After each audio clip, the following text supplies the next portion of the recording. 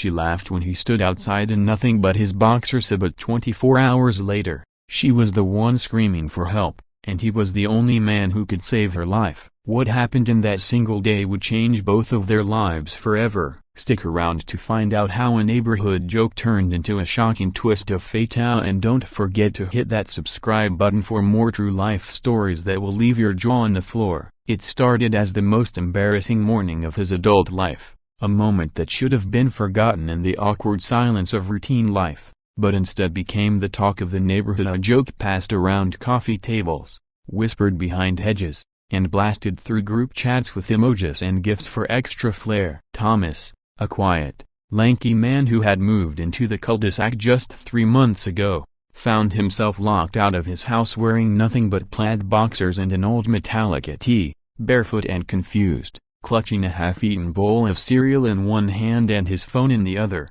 completely oblivious to the absence of his pants until the bitter wind grazed his thighs and the sharp scream of his neighbor's laughter cracked through the air like a gunshot. Across the street, Olivia stood with her dog, a cup of coffee, and a smirk that stretched wider than the sunrise behind her. "Hey, neighbor, nice legs," she shouted, her voice echoing loud enough to summon others, and within moments, 3 doors cracked open, curtains twitched, and the shame settled over Thomas like a thick winter coat. He mumbled something, cheeks blazing, and shuffled around the house, trying every window and side door before finally sitting on the back porch, defeated and humiliated, waiting for the locksmith who would take 2 more hours to arrive. Olivia never let him forget Ida. She sent him pants memes, left boxer shorts in his mailbox, and once even taped a fake eviction notice to his door with the line, "Crime, indecent exposure." Verdict: hot, but guilty. At first,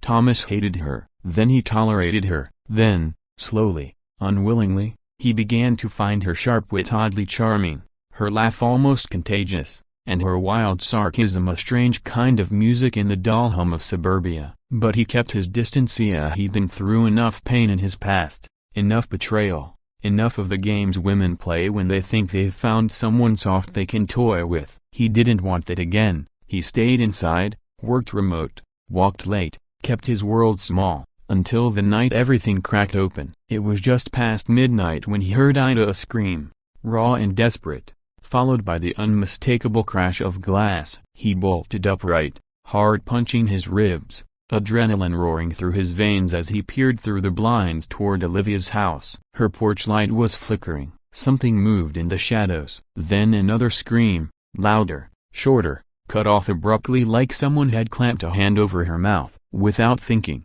Thomas grabbed the baseball bat he kept under his beta, not for sports, but for safety, and sprinted across the lawn barefoot, not caring about his t-shirt, or the fact that his pajama bottoms were inside out. Her front door was ajar, the handle broken, splinters scattered across the welcome mat. Inside, chaos, furniture overturned, shattered wine bottle bleeding red across the floor, and Olivia, brave, fiery Olivia, struggling against a masked man twice her size who had her pinned against the wall with one arm while the other rifled through her purse. Thomas didn't wait. He charged, screaming louder than he ever had, bat raised, his entire body a weapon driven by instinct and fury and the primal need to protect. The intruder turned too slow, surprised by the man he'd mocked the day before, and the bat connected with a sickening crunch. The fight that followed was brutal, messy, a blur of fists, furniture, and blood. Thomas took a punch to the jaw,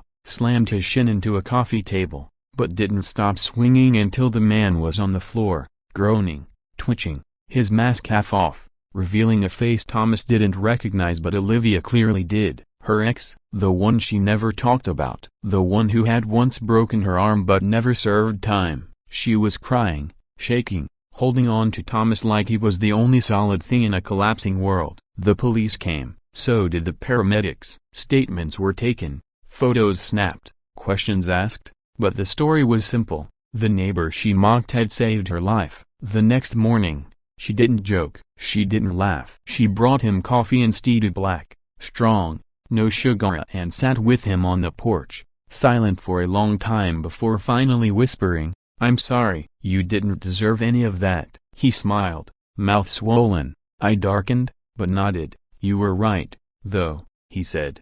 "About my legs." She laughed softly, but it wasn't the same as before. It was softer, sadder, more real.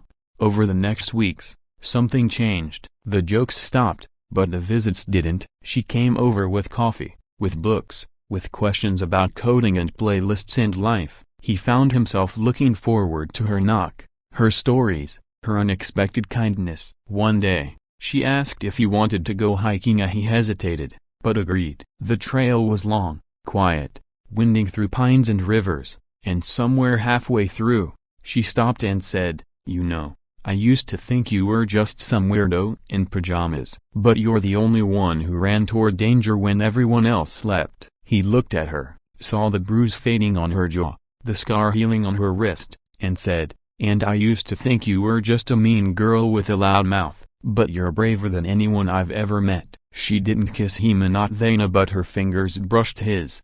And it was enough. Time passed, the neighborhood forgot the joke. The boxer story faded, replaced by whispers of a different kinda about two unlikely people finding something real in the wreckage of a terrifying night. Olivia moved in slowly and not all at once, but in pieces. A toothbrush, a coffee mug, her favorite hoodie left accidentally on his couch. Thomas stopped wearing pajama pants altogether just in case. And sometimes, when they sat on the porch together, she'd lean over and whisper, "You really did save me, you know, not just from Hema but from myself." And Thomas would smile, because he knew he'd been saved too, from loneliness, from fear, from the prison of a small life. All because one woman laughed, and one man listened, and fate spun a cruel, beautiful twist that neither of them saw coming.